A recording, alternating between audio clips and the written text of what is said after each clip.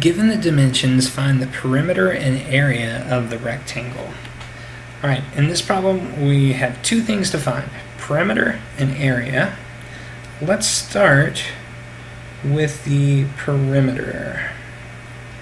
Perimeter just means the distance all along the outside of the figure. So that is, think of this like if this were a sidewalk. If you walked all the way along the sidewalk, how far would you have to walk?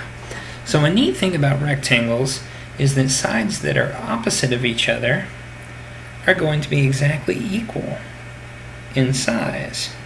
So if this sidewalk, if you will, is 2x minus 3 long, this one is 2x minus 3 long as well. Same here, if this is 5x plus 2, this must be 5x plus 2. So to find the total length along the outside, all I have to do is add those four sides together. So to find my perimeter, which I will call P, it's going to equal, I'll start here and then work my way around.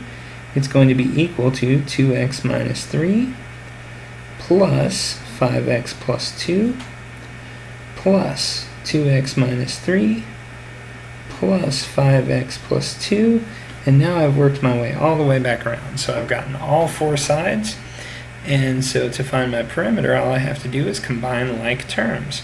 So let's combine all my x's. There's 2x, a 5x, a 2x, and a 5x. So that's going to be 2 plus 5 is 7, plus 2 is 9, plus 5 is 14. So that would be 14x.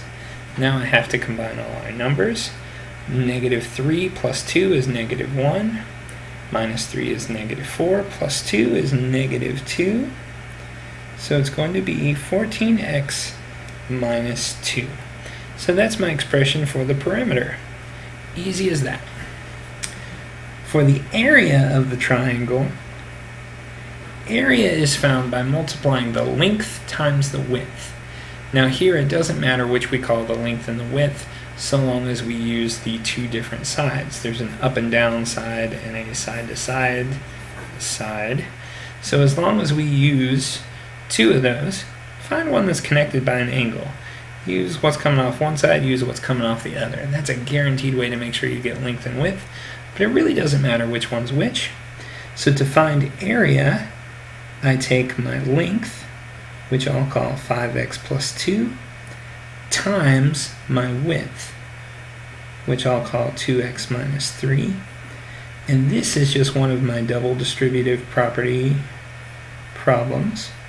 So I'll take my 5x times 2x minus 3 plus 2 times 2x minus 3 again.